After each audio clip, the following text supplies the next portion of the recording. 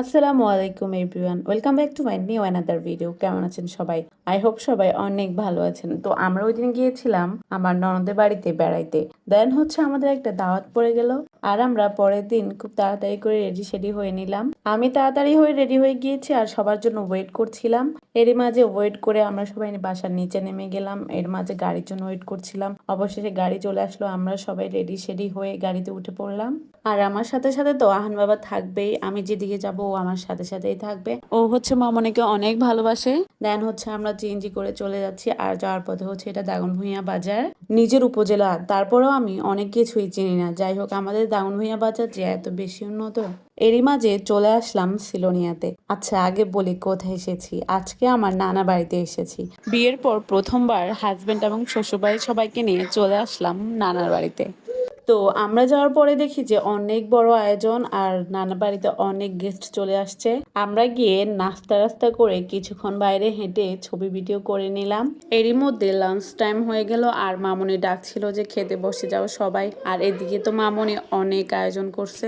যাই হোক, এত সব খাবার, প্রত্যেকটা খাবার এত বেশি মজা হয়েছে, আর সবগুলাম আমি একা হাতে করেছে। দেন আমরা খাওয়া দাওয়া সেরে নিলাম, আর এদিকে বাচ্চাদের খাওয়া চলছে। আর অন্যদিকে দুলাভাইদেরকে শালিরা ধরেছে। শালিরা প্ল্যান করেছে যে আজকে দুলাভাইদের পকেট ফাঁকা করবে। যাই হোক, এখানে 3টা দুলাভাই ছিল ওদের, আমার হাজবেন্ড, আমার বোনের হাজবেন্ড, আমার কাজিনের হাজবেন্ড, আবার আমার ননদের হাজবেন্ড, 4জন ছিল।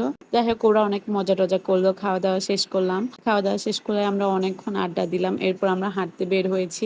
তো আমরা সবাই সিলোনিয়া নদীর পাড়ে, মানে যে খালে হাঁটতে গিয়েছিলাম। খালে পাড়ে অনেক সুন্দর ওয়েদার ছিল, আর যে এত সুন্দর ভিউ ছিল, জাস্ট অ্যামেজিং একটা ভিউ ছিল।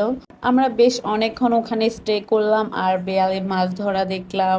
তারপর একটু বাতাস খেলাম, বাতাস উপভোগ করলাম। এরপর চলে গেলাম আমরা আলামপুরে। আলামপুরে একটা সুন্দর অনেক বড় দিঘি আছে, তো আমরা সবাই মিলে ওই দিঘি দেখতে যাচ্ছিলাম। দেন যাওয়ার সময় এত সুন্দর একটা মসজিদ পড়লো। এটা উত্তর আলামপুর ধরে, সিলোনিয়া বাজারের পাশেই। দেন আমরা চলে আসছি সেই দিঘিটা দেখতে।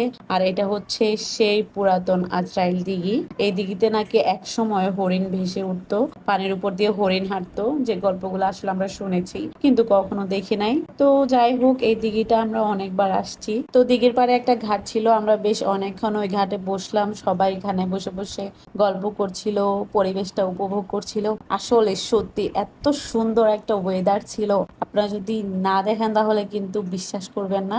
যাই হোক, আমরা ওখানে অনেকক্ষণ বসে টসে আড্ডা আড্ডা দিয়ে চলে আসলাম আবার নানাদের বাড়িতে, মানে আমার মামার বাসায় চলে আসলাম। ওখানে এসে আমরা নাস্তা করে নিলাম। সন্ধ্যায় অনেক ধরনের নাস্তার আইটেম ছিল।